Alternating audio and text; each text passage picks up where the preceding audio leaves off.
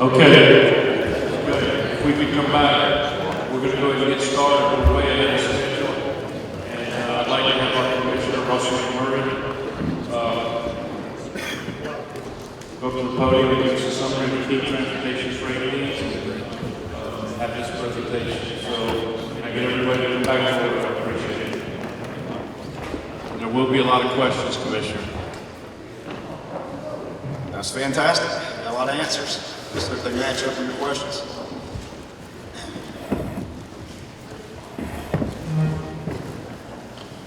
Alrighty, well, good afternoon. Ahead of schedule is always appreciated. It sounds like the railroads and GDOT, that's what we want. We're ahead of schedule. So it's a pleasure to be back in front of you as I started our first Freight Commission, giving you the overall impact of freight and freight logistics in Georgia. Today I've been asked to sort of come back and sort of roll up sort of the freight needs of Georgia. And so let me talk a little bit about how we're going to do this. At GDOT, our planning office and division looked for the easy button. They didn't find it. This is a big effort to sort of look out and determine what freight needs we have. So let me tell you how we approach this, because it differs a little bit than what Tom and the HNTP report did. What we looked at is where do we want to go, where do we want to be? And so we did a 30-year time horizon. And so we looked out at all the projects we know about that are in the State Transportation Improvement Program, in the urban MPO areas, the Transportation Improvement Program, they call it TIP. We looked at the Long Range Transportation Plan. We looked at the Freight and Logistics Plan. We looked at all our plans and looked at the universe of projects that we're aware of. A little differently is listening to this commission over the last few meetings is we also did a visioning exercise to say, what are the things that we don't have in a constrained document? Understand that all those acronyms I just talked about usually are physically constrained on what you expect to have for future revenue. Even the Long Range Transportation Plan is physically constrained to an extent. Tom in his presentation mentioned the Atlanta Regional Commission's aspiration plan, and those are the things that are not in that physical constraint list but are off to the side. So we did that for sort of the entire state, and I'll give you two examples of what that kind of project is. We sat and we talked about rail today and rail crossing, so we took an approach of what happens if we apply rail grade separations in the cities in Georgia where there's Class 1 railroads. And so that's something we don't have in any program or any document, but we know that we've heard today and we've heard through these commission meetings, that's a need. We also looked at converting areas where there's known freight and logistics areas to provide higher functioning roadways. A great example is we've heard about the inland port up in Gainesville already today. That's on State Route 365, is where the interstate ends and it becomes a high-speed roadway with no interchanges, just normal intersections. But the industrial park and where that inland port would be would not have an interchange. So you've got trucks entering high-speed locations moving very slow, which is dangerous. So we came up with things like, well, we would add interchanges up that corridor. So we tried to look at, again, a whole global view of the needs. We looked at the sort of the assumptions of, the approach, the warnings in this disclaimer slide, and you all have to sign something on this slide that you understand all of these warnings and disclaimers. Just kidding. It's been a long day. We looked at 2% inflation on projects, and then we also put contingency from 15 to 30%. So I'm going to show you some ranges today. And those are very conservative numbers, by the way. 15 to 30% contingency on a project we know nothing about is pretty conservative. So we try to look at things on a conservative basis as well. Now, to look at what the unmet need is, we had to look back. So we took the last 8 years, and if you remember Tom's bar chart that he showed, we took the current year, FY20 and went back 8 years, which does have a couple years of pre-Transportation Funding Act 2015. And we looked at our projects that were freight related in a multitude of categories and looked at how much we were investing in those categories on freight specific spend, if you will, to come up with sort of an 8-year average or an 8-year sum that turned into sort of an annualized amount. And that will help us look at what the difference is, the universe of needs versus how much money has traditionally been spent. And we were conservative on the revenue side because we're still really uncertain what the next federal transportation bill will have in it or will not have in it, which is the really concerning part.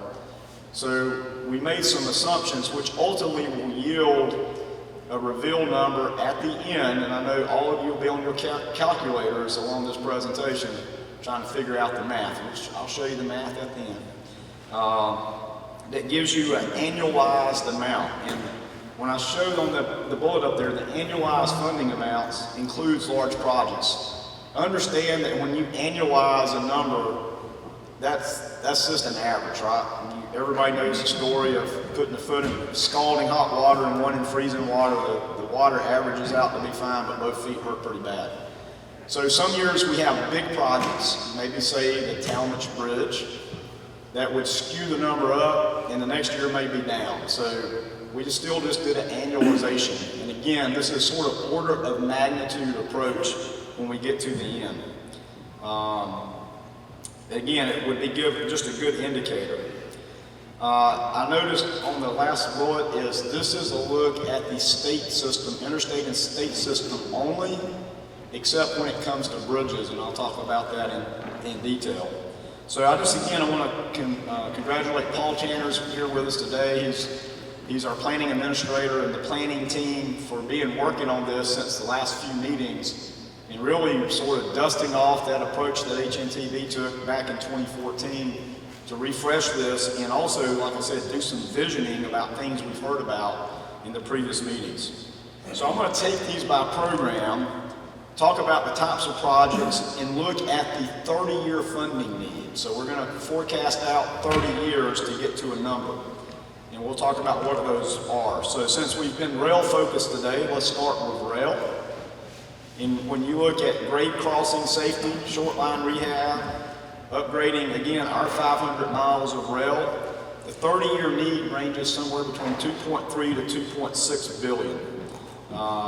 This information came from our state rail plan. It actually goes out further than 30 years, but this is again a forecast at 30 years of what that looks like.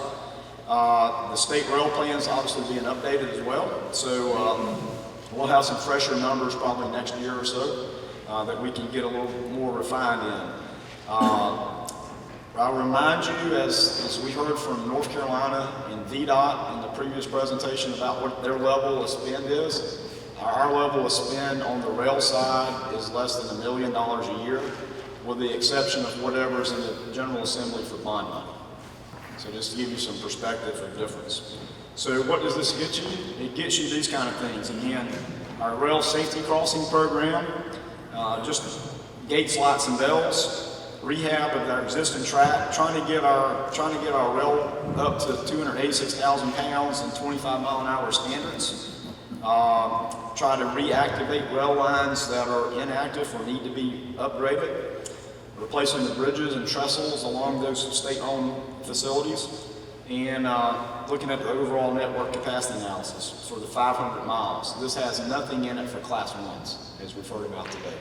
So that number is separate from Class 1s. So let's talk about aviation. We had John Selden here yesterday from the airport to talk about air cargo. So this will be the discussion about air cargo at all airports inside Clarksville, Jackson. And I'll call this number out, $69.8 to $78.9 million, not billion, but million. And you think that may sound a little cheap to you. What a bargain. I don't know, it may scare you. That's still a big number. Again, these are things that are air cargo related. So if you think about work on a runway or a taxiway or a runaround, both passenger and freight enjoys the use of that. But these were more target target it from the freight aspect or air cargo aspect to do things like this: runway extensions, apron rehab, all those kind of things, again, for more frequent in air cargo. So let's move to ports and waterways. This number is somewhere between 1.5 and 1.7 billion over 30 years. This does things like we have to do. We're working with our dewatering area, our reclamation areas, raising docks and levees, all the things that we'll continue to have to do as the port continues to expand. This has no capital in it for GPA. Lee, we just left you out. You're on your own. So this is looking at the things that we do, but what's driving that number to a big extent is the notion of replacing the Talmadge Bridge, which you can see the Savannah River crossing replacement. We're early underway with the national economic development model of that, and we know in big round numbers that any solution probably starts with a B. So you're talking about $1 billion in this number over 30 years, and if you look at it, again, that's the biggest part of that is what do we do about Talmadge Bridge at some point in the future. Again, here's the kind of things that will continue to have to be done on the ongoing port maintenance for dredging, keeping the harbors flowing in Savannah and Brunswick, and it can continue as they expand, and there's an added need. So now we're going to move into the roadway side a little bit on traffic operations and safety. And these are things that are operational improvements, safety signals, a lot of technology now in trucking, as we've talked about, some of the conversations we've had around the table about truck parking, prioritization of signals for freight. We're working on a project on State Route 6 for that over in Cobb. Those kind of things. So we looked at what's the need over 30 years, 3.5 to 3.9 billion total. Just remember, that's all in. And again, we actually went out a little bit further than 30 years and then brought it back. Again, a lot of freight efficiency can be gained through technology, and that's where traffic operations and safety come in. But it also does other things that are safety related, such as roundabouts. I think you've seen that we've used roundabouts now around some truck stops and some of our interchanges on I-75 to great fanfare. They work really well. Again, truck parking availability, alerting, truck alerting through ITS arterial equipment. We're working with a vendor now that will, on their electronic logs, will give them notices of a sharp curve or something ahead. We're trying to work through that, so a lot of technology is there. So roadway maintenance, and you're probably saying, Tom showed his maintenance slide of the increased investment post HB 170, and that's really was the focus of HB 170 was asset condition maintenance. And so we look out in the future, and this again is on the freight network. So we called out things that were not on the freight network. And by reminder, we deal with all our roadways in asset level condition. We have 4 categories: critical to low. The freight network falls in the critical category. So this again, we separated out the investment would be needed. Think about this too. The increase in volume of freight also has an acceleration on wear and tear. So we have to think about that. You think, well, what the spend is, but what's the acceleration there? This came out of some predictive modeling tools that we use for our pavement management program. So we're able to do some predictive modeling. This next one I think is really fascinating. And this was the one that I mentioned that is different than all the rest because it has local needs and state needs for bridges. And if you look out on the 30-year need on the state freight network, we see $3.4 to $3.9 billion. Outside the state freight network, which includes state routes and local systems, you can see a much greater number there at 11.8 to 13.4 billion over 30 years.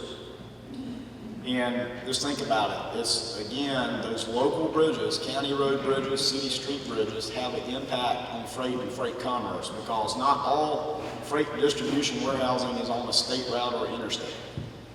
think ACCG and GMA certainly know that. They get those pressures of infrastructure in load-restricted bridges. Remember, we have 1,551 bridges that need to be upgraded out of about 15,000 bridges. So this looked at a replacement cycle of those. And probably the best soundbite from the day, I think, is this next slide. And I teased it a little bit ago. There are 268 cities in Georgia that are on either NS or CSX. We looked at how much it would cost if you just put one grade separation in every one of those cities. That number is $4 billion. Now, some of those cities already have some rail overpasses. I got a feeling they probably want another one. But if you gave every city on the Class 1 railroad one overpass, you're talking about $4 billion over 30 years. We used a couple of example projects. On average, is about $15 million in overpass. And that's an average. So you have more expensive ones. The one here in Waycross is slightly more expensive. You heard that this morning, than $15 million. So it's sort of up and down, but we have some good data on that.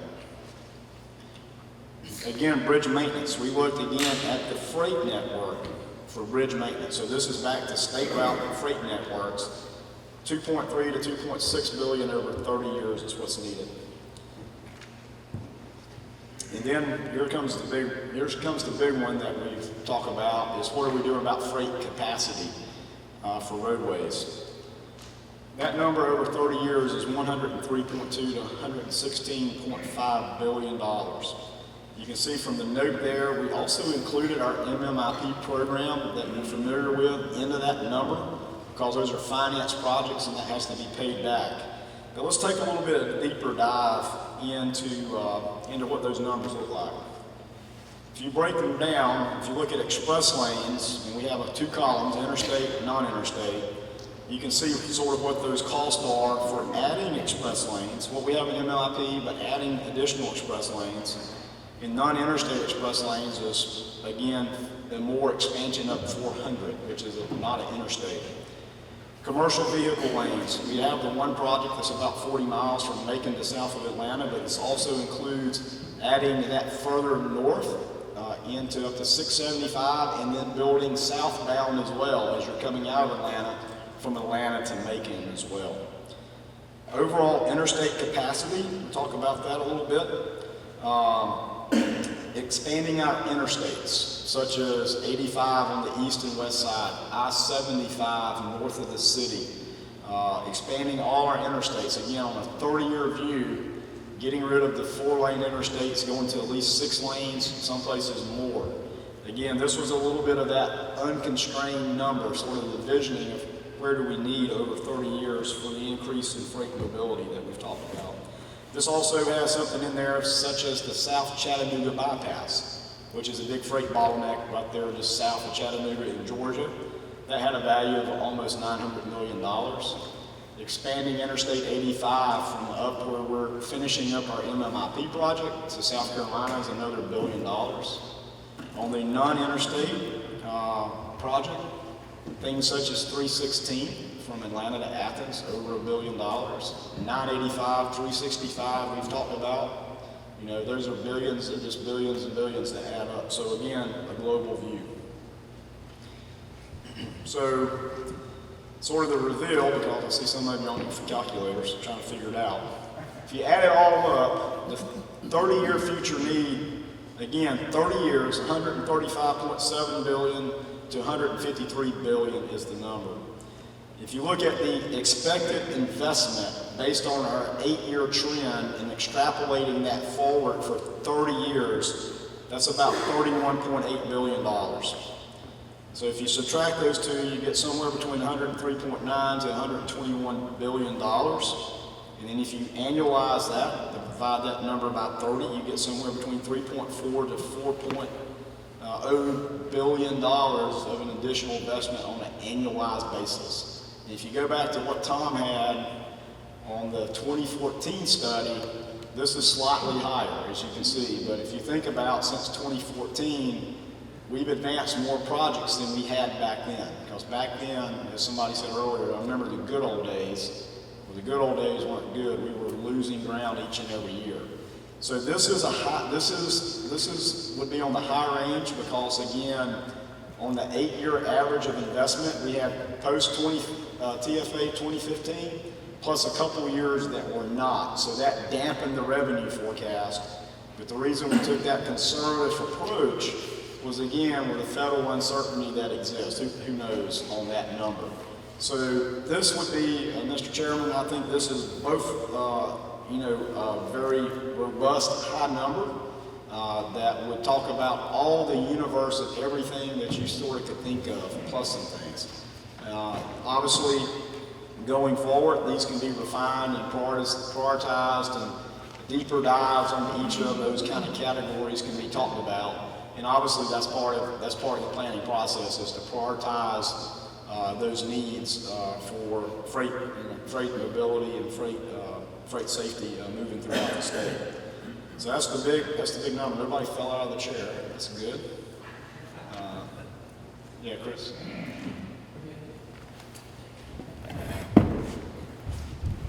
Commissioner, first, thank you.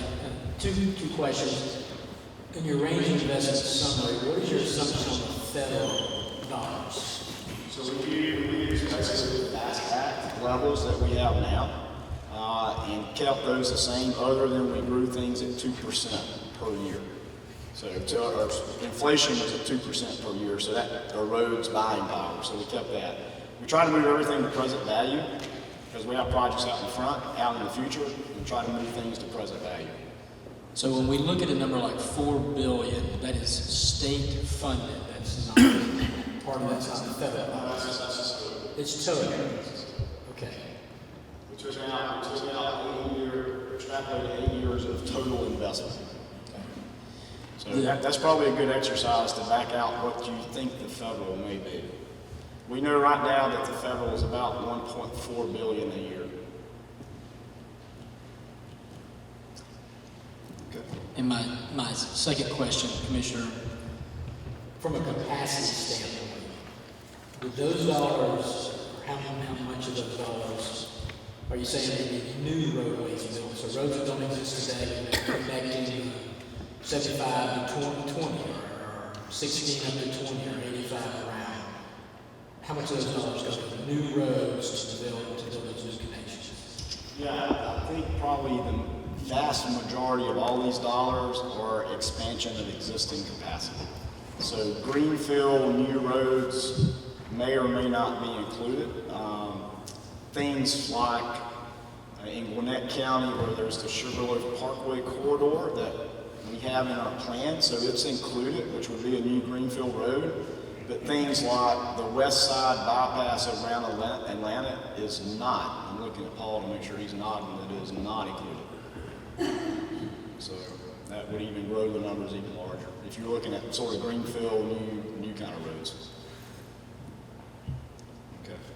I'll come back to questions. The other part of our exercise today was sort of following up on truck parking and sort of what's the inventory of parking available to the public in Georgia. And I'll start, I know this map will be hard to see, and we'll get this presentation to Chelsea and everybody to get it posted. So we just wanted to take a quick look at the parking across the state, and I'll summarize that. But as you see things not on the interstate, think about the rideshare lots that you see around. You see a big blue sign that says rideshare. So we have a lot of lots that are not directly on the interstate. And obviously Greta Express, and Chris Thomason couldn't be here today, but wanted to show, here's the Greta Express lots that they have throughout Metro Atlanta. And understand that Greta does not own all the lots. They actually lease a good number of lots as well. So when we get to sort of the tally, I think this tells sort of the tell of the tape is the number of locations that we have, 1,714 truck parking spaces versus 17,528 car parking spaces. And obviously the biggest majority of those are parking rides and the Greta parking.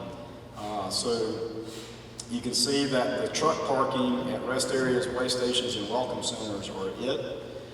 Looking into the Greta parking opportunities for trucks, there's actually a state law that says unless you're boarding or using transit in those parking lots, you can't park there.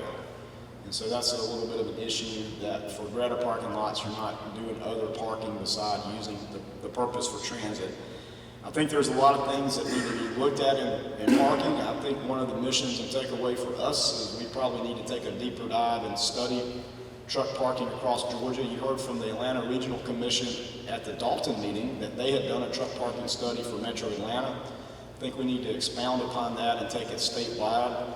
We've been in contact with our friends over in North Carolina DOT who are underway with a statewide truck parking study as well to try to gain some insights. And what I learned from them when I talked to them was truck parking varies by the corridors greatly.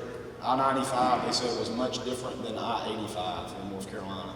So there's different needs, and I think we need to discern what those are. The other thing we've been doing a little bit preemptively is sort of just looking at these rest areas, welcome centers, and way stations to look at the property that's available that has not been developed in those areas to see if there's an expansion opportunity for those kind of things. Obviously, we've had some conversation with Federal Highway. You can't quite privatize those because it's interstate right-of-way. That's not allowable under current federal law. But I think there's an opportunity, as we've heard so much about the impact of drivers and the electronic logs having an impact. But this is the totality of the publicly owned parking that we have across the state. And I think seeing that disproportion from trucks to cars is pretty fascinating. If you think about it, if you look at those numbers, it's pretty close to about 10%. Probably on a statewide average, truck percentage of cars are probably, depends on the corridor, anywhere from 10 to 25, 30%. So if you look at the proportionality there, it sort of makes sense, but it doesn't make sense in the context of trucks having to stop because of their time now for logs. So with that, I'll be glad to entertain any more questions.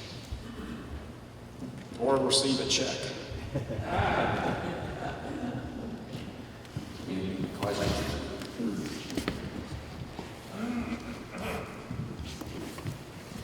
Russell, I keep thinking about how much growth I think Georgia's going to experience in the future because it's a very desirable place to locate your business, locate your families. And then the other place that I remember, and still is, just like Georgia is Texas, people just keep going there. And I think about all the toll roads in Dallas, Herbert Walker Bush and his friends built that entire toll system next to the interstates. And then Houston, of course, and Austin and Brownsville and all these other places have a lot of toll capacity, private toll roads. Is that, I know that you've done some toll experiences here in Georgia, but is there obstacles from looking at that as alternative ways to fund these very impressive numbers that you showed us? Yeah, thank you, Kevin. There is sorry, Brad. Looking at tolling is certainly, I think, the public is probably being more receptive to that. Our experience now and our plans is more in express lanes to dynamically manage congestion. But greenfield is something, again, that we have to continue to look at. It's just like the example I gave in Gwinnett County. We've worked with Gwinnett County at length, but we can't quite get the dynamic for the traffic and revenue to match up with the capital, the public capital is needed. And I think we have to remind ourselves of that. Not all P3s are necessarily zero subsidy from the public sector. And so you have to try to find that balance. And I think as you look over the horizon of population, I think that has to be a tool in the toolbox. A lot of that is obviously driven by public acceptance of that. As you know, in Texas, it's sort of, if the pendulum is sort of swung all the way to toll saturation, everybody says no more toll roads. And I think it's coming back to sort of center to balance that. I actually talked with somebody from TxDOT, I won't name their name, that said about 3 commissioners ago, they told them that they needed more money for investment because the growth that was going to happen, and if they didn't come up with the revenue, the only way to do it was to toll everything, and that's what they did. So now the pendulum swung back from the public to say, we got to find the right balance. And I was told that person said, "I told you so." So I think it's a balance issue. It's based on traffic and anecdotally, it's easy to say if you built a road from A to B, I'm sure a lot of people will use it, but you got to do the math, you got to do the traffic forecasting. There's a lot of work in that. Do I think that's a possibility in the future? I think so, at the right place at the right time. Commissioner, thanks for all the work and the presentation that you're doing to improve Georgia's transportation infrastructure. Last week, I think you were in the central Savannah River Valley area as they discussed the possibility of moving forward on a Transportation Investment Act redo, the next phase. I know that those discussions are happening in the two other regions that passed the TIA originally. And also, we're now at a point where, because of House Bill 170, which also included a single county and city T-SPLOST component, we have 27 counties and the cities in them that have agreed to add another layer of taxation for transportation purposes. More than half of the counties and cities in the state have either Transportation Investment Act tax or a T-SPLOST. So they're putting in as much as they can to help pay for transportation investments. How would you characterize the participation of those TIA regions, but also the single county T-SPLOSTs, which are growing at a rapid pace in those areas that aren't TIA regions? And do you see any role for making those local taxation options easier in the future as it relates to the state's transportation needs? Thanks, Don. Certainly, the counties and the regions that have passed TIA have a competitive advantage.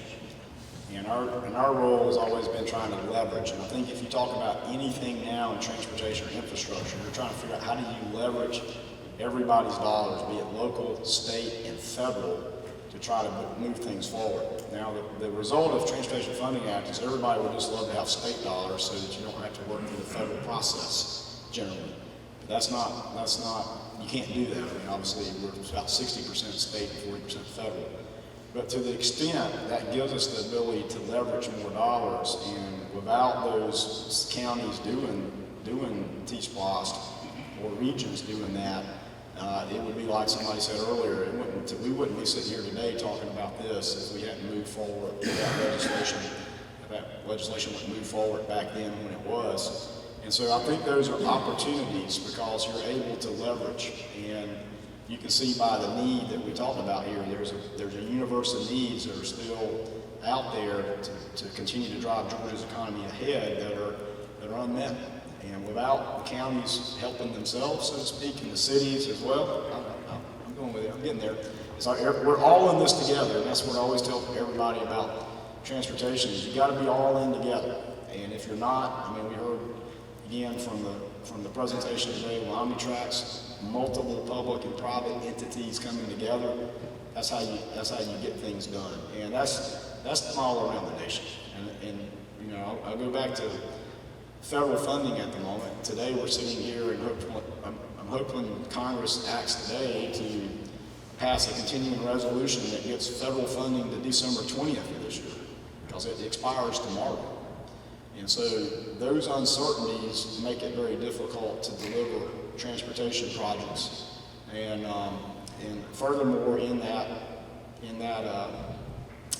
current transportation bill was a rescission that further reduced the amount of dollars available to states as taking back some contract authority.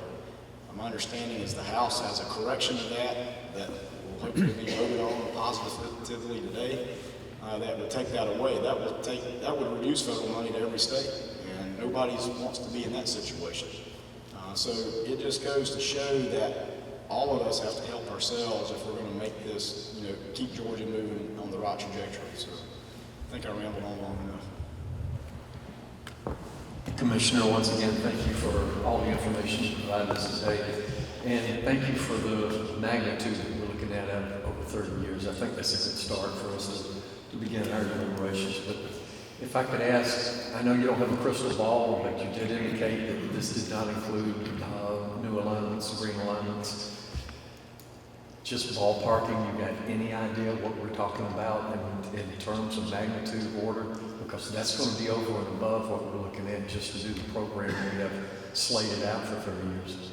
Yeah, it's hard for me to speculate on that. Everything due to topography and, all those areas, those have such a variability in cost. It's hard to get to those kind of numbers. If I gave a number out, it would just be a total guess. So I prefer not to guess. Commissioner, with all the work you have out there, talk to us a little bit about the labor.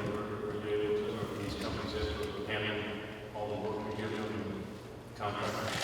So 0.4% unemployment. I think everybody has some tensions there no matter what sector you're in, which is good. That's because our economy is doing fantastic. And I think that's the opportunity again for really good paying jobs and opportunities to work in the contracting industry, the design industry, the right-of-way industry, the environmental industry, all the things it takes to deliver the pipeline of projects. I call those opportunities. I wouldn't call them challenges. I think those are opportunities that exist. We're still seeing very competitive pricing at the moment, which is good. Some other states have seen Texas and California have certainly seen some commodity increases due to the vertical construction as well. And we have a lot of vertical construction in Atlanta, particularly, but prices still seem to be good. Still getting, I think, on average, over 4 bids per contract that we advertise. So we're still in a good competitive market, and but it is low unemployment, which is a good challenge to have. One of the things that I think you've recently done, there was some conversation around in the Atlanta media, but you've broken up some of the larger projects, because I know one of the concerns that you had and talked about in the last couple of years was some of the projects were so large that it was going to limit the number of companies that would have the capabilities of bidding on those projects. And for the most part, eliminated most Georgia-based companies from being considered. And some of our projects, you break those up into smaller increments to create more competition. Is that correct? Yes, sir, Mr. Chairman, that's exactly correct. You start looking at these P3 projects that are $1 billion plus. We had one that was almost up to $5 billion. That's just too big. You got to break them into pieces. I think hopefully everybody understands the appreciation of trying to put that deal together. There's literally about 2 years of the time you give notice that you're going to start to the time you sign the financial close deal. There's a lot of procurement that has to go on, a lot of work on the industry to provide proposals. So we looked at how to stagger out projects a little bit, break them into somewhere less than $2 billion or less to do these projects. But also do some breakout projects that's sort of the make-ready work that have benefits. A couple of things are adding auxiliary lanes on 285 where there's already bottlenecks like at PIB or over from 400 to Roswell Road. So we'll be making some improvements there that are smaller design build projects in the $50 million range or so. Again, that gives competition to our Georgia contractors. And the other part I think is important to understand is Georgia contractors have equipment, manpower, resources, the raw materials from that's needed as well. So it bodes well for everybody, even though they may not be the prime contractor. It's in these public-private partnership deals are really more about the finance, and then the contracting piece comes along with it. And they're different. It's very different. And I just come in. I know David was here. We sit down. He sits down monthly with our chief engineer and our state construction engineer, and I often join in and have these conversations about how are we going to make this work, and we need to make sure that Georgia contractors are doing this work as well and can benefit from this opportunity. So those are things we have to consider. I don't think a lot of folks understand that it's a healthy balance, because if we're not able to keep that competition in our Georgia-based contractors working, then it cuts down on the competitive bid process, which increases the cost of the state. So the more healthy our contractors are, the better the pricing we're getting from the competitive bidding process. Any other questions?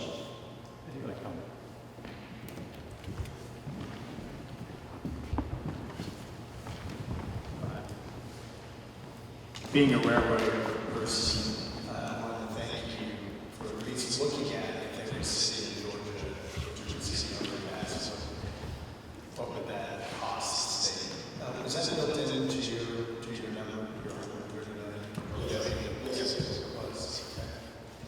Okay. And is there any state requirement that when a city is blessed with one of those overpasses, they are receive some type of incentive to close additional crossings in their city to help justify the overpasses? It does? Or it does? It does. Okay. Very good. Thank you.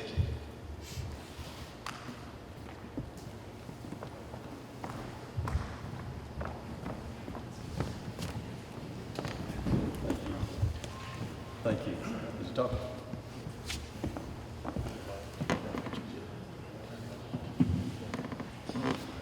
So when you start talking about the amount of money that Ross was just talking about, and you put ground transportation, rail transportation, air transportation, put it all together, it's a staggering sum. And I didn't enter into this process as a member of this committee with any preconceived ideas, but I want to share a quote with you because I think it may well be that at the end of this process, and I know Chairman Tanner had talked about this will continue the next year and then look at some legislation. But I want to share a quote with you from a book that I read. It was written by Henry and Richard Blackaby. I read it a couple of years back. And it's a quote by a guy named Oswald Sanders. And this is what it said. Often the crowd does not recognize a leader until he is gone. And then they build a monument for him with the stones they threw at him in life. And it may well be time for some bold leadership.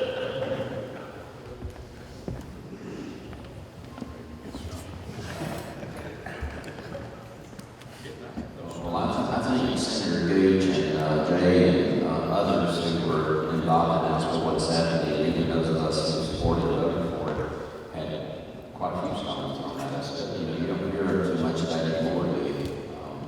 It's been very successful. One of the things, too, and I may have mentioned this before, we had Carl Mess's Institute, University of Georgia, do a study about House 170, and GDOT assisted greatly with that, to look at what was the outcome, both on transportation and improvement, but also the return. So most of us are in business and we're looking for ROI, return on investment. And if you run government like a business, you have to invest dollars in your infrastructure to get a return back. And, one of the things, what it found was right at the 2 times effect for every dollar you're spending is putting $2 back into the economy. So not only is this improving transportation, it's also been good for our economy. A lot of folks are working in the industry today that would not be in that industry if it wasn't for the Transportation Funding Act. Any other questions from the Commissioner? Commissioner, thank you. We look forward to continuing to work with you through this process. So thank you.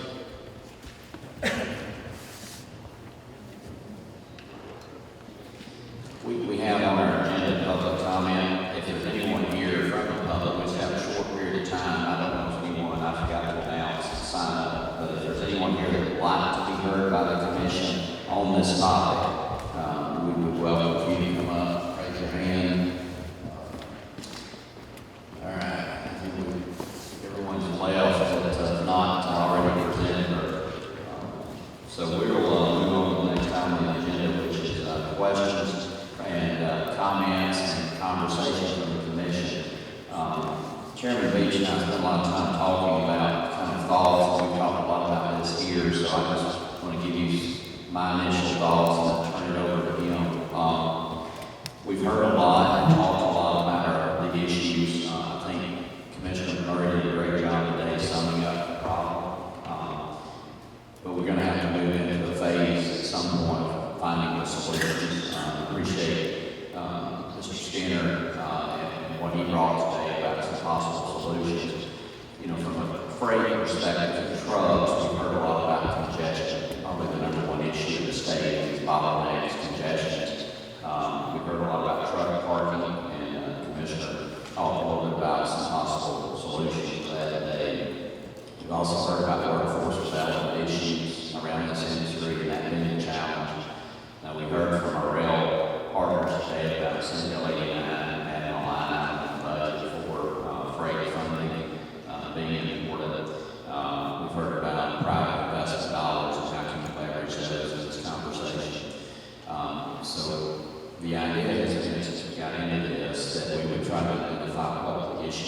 this year, and then we would produce a report, and then next year, one of the items in the report that I think we should consider would be an extension of this commission for another year for the sole purpose of identifying possible solutions to the problems we've identified.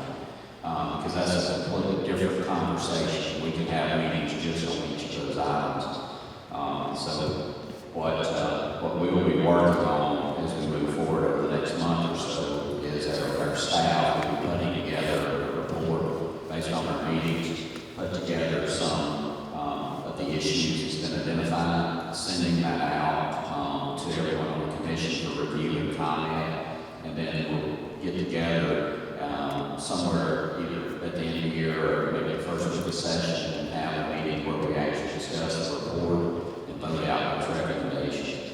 Now, we'll have a general conversation today, but also we'll encourage you to email Chairman Beach and I any ideas and thoughts that you have after the meeting today that you feel like need to be included in the report, and we'll get that to our staff, and they'll be working diligently on that.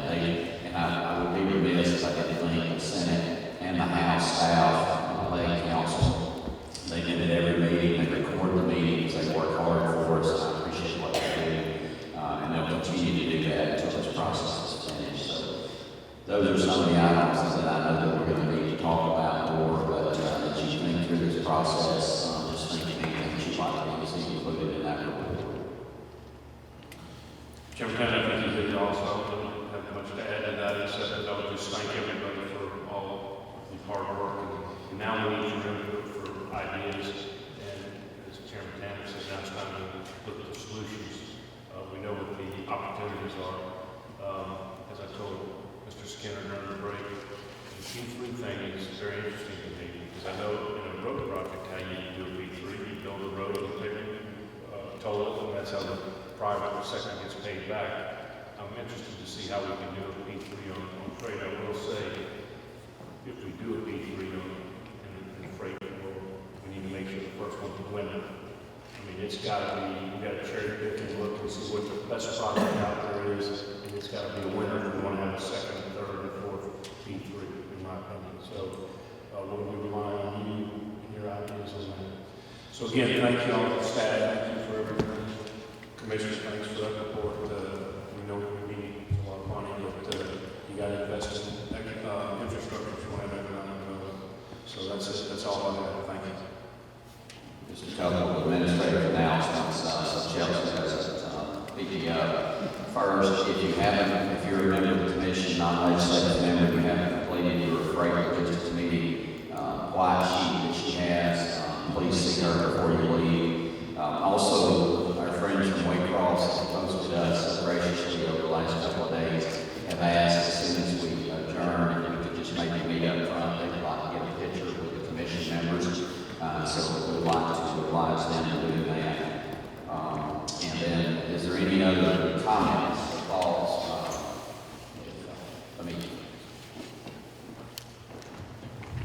And I tell you, it might be helpful to start on the end and come around. I'd just like to echo your thanks to the community and the staff and your interest in doing this. This is exciting, and looking forward to seeing what fruit it bears. Thank you, Senator Beach, Mr. Chairman. I do appreciate that. I think it's much needed, and all you have to do is stand outside the Port of Savannah and look at the number of trucks coming out and imagine that doubling and trying to see what our highways would look like. And if you live like I did and had a good part of my life in Augusta, where we have a rail that went through, if you were on the east side of the rail tracks, you can get to the hospital if you need to. So I truly appreciate taking a look at it. Will we have, will Chelsea be able to give us copies of all the presentations as we didn't have in our original report? Yes. Okay, thank you. I think I just added what I said earlier. There's so much opportunity in this, and just have to all get together, figure out what makes sense for the future of the state, and then there's always, once we figure that out, we can find solutions.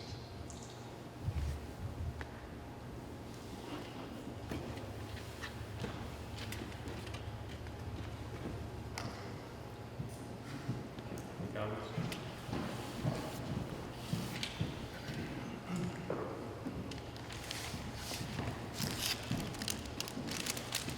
As I've seen in the last day and a half, how big all of this is, air, rail, trucking, shipping.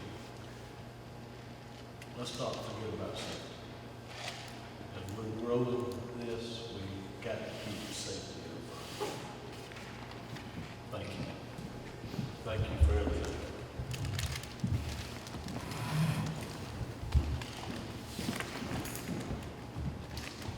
All right, so if there's nothing else, we will start working toward the report. We'll get that out. Please send any comments to us. Chelsea will send out the